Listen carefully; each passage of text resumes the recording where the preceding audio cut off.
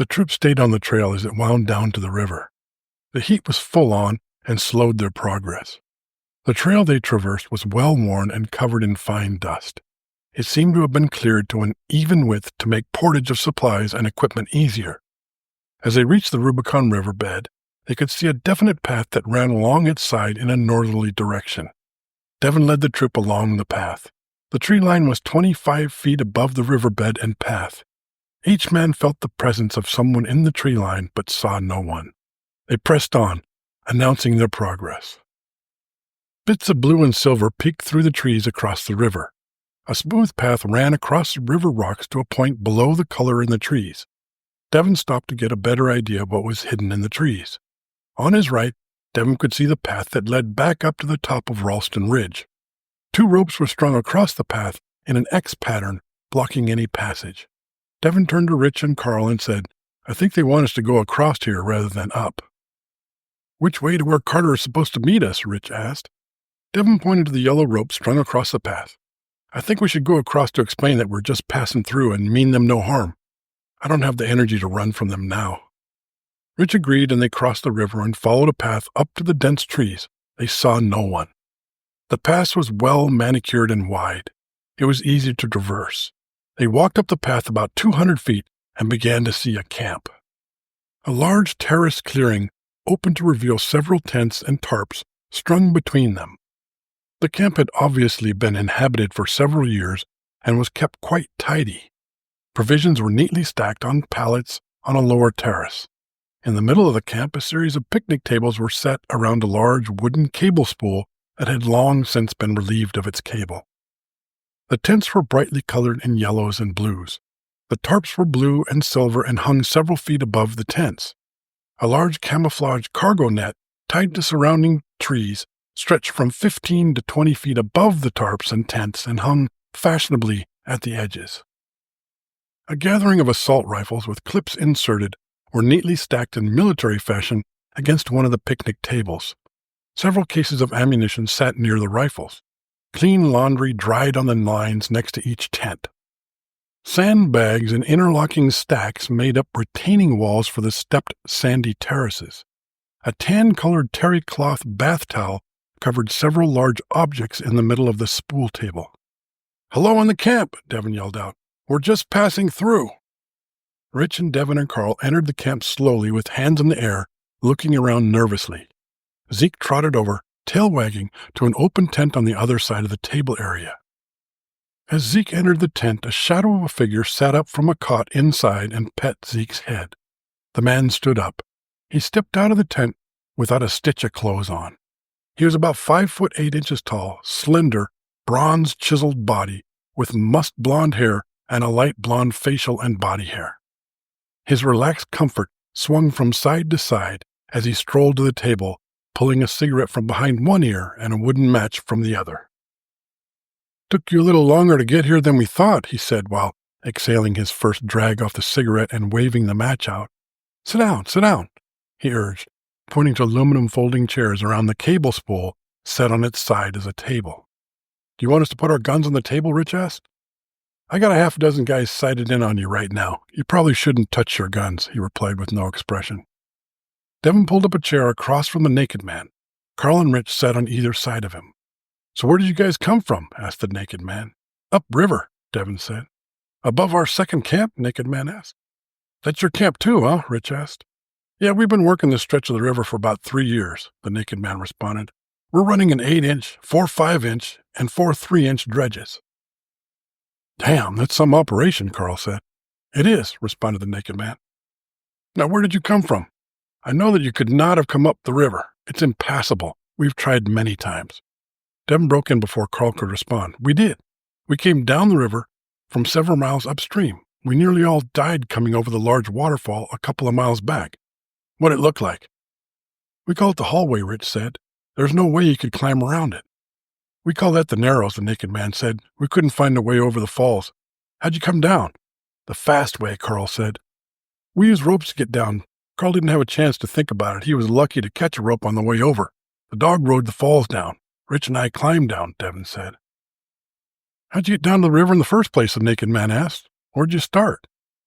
I can show you on a topographical map, Devin said as he pulled the folded, wet, and tattered map from his pocket. Devin spread the map out carefully on the crowded table in front of him. The naked man got up and walked around the table to see the map. Devin pointed the path they had taken to get to the river, but did not reveal the key. Without the key of where to leave the paved road and enter the wild, the map was useless. It did prove there was a way down to the river and satisfied the naked man. The naked man returned to his seat and leaned back, gazing at the covered mass in the center of the table as he took a drag off his cigarette. Devin carefully refolded the topographical map and slid it into his thigh pocket. Rich and Carl turned in their seats as they surveyed the camp around them. "You're lucky they didn't let water out from the Hellhole Dam upriver while you were in the Narrows. We've seen the water rise a couple of feet when they opened the gates on the dam. It would have probably washed you out where you were," the naked man said. "I knew there was a dam upriver, but I didn't think about them changing the flow. How often does that happen?" Devin said. "It's rare, but it could happen any time." "You guys been out here for a while?" Carl asked.